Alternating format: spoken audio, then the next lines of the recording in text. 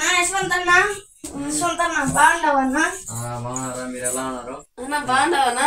బాగున్నామా, మీరు ఎలా ఉన్నారు? బాగున్నానా? ఏమన్నా విశేషాలు? తిన్నారా? తిన్నామా, మీరు తిన్నారా? ఏమన్నా ఏమి నెక్స్ట్ ఏమనుకోని ఉండవు? మనదేమన్నా ఖాళీ అంత.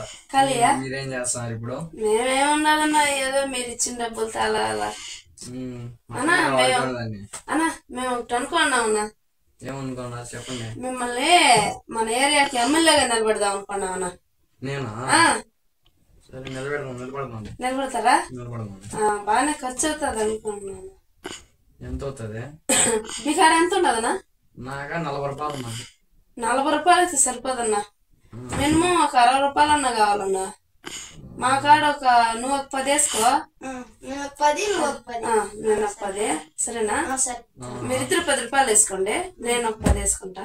60 రూపాయలతో ధూమ్ ధామ్ చేసేద్దామన్నా. మన ఏరియా అంతా బాగా నువ్వు ఎమ్మెల్యే నిలబడినావంటే ధూమ్ ధామ్ గా చేద్దామన్నా. మనం సలాలు స్కూళ్ళు సరేనా?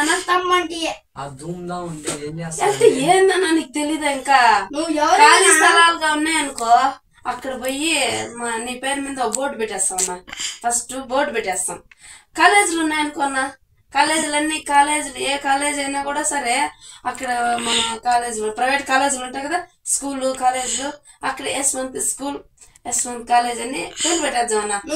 ఏదైనా సరే అన్నా అన్ని ఎమ్మెల్యే ఉన్నావు నువ్వు. ఎమ్మెల్యేవే 40 రూపాయలు ఖర్చు పెట్టి నువ్వు ఎలక్షన్ లో నిలబడుతున్నావు అంటే దానికి మా కష్టం కూడా ఉండదన్నా. 10 రూపాయలు వేసుకుంటున్నాము, ధూమ్ ధామ్ చేసేద్దాం. చూడండి అన్న, అప్పుడైతే మీ పేరు అయితే చూసుకోండి.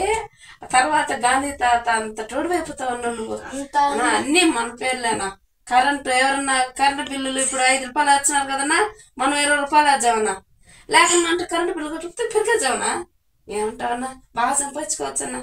60 రూపాయలు ఖర్చు పెట్టినావు అనుకోన్నా, దాదాపు ఒక 200 సంపాదించుకుంటామన్నా. అన్ని దందాలు మన యశ్వంత్ దందా మాట్లాడితే దందా ఎక్క. కానీ అన్న మీ డబ్బులు వద్దు, మీ పదవి వద్దు, దొంగ పాలన వద్దు, పోండి.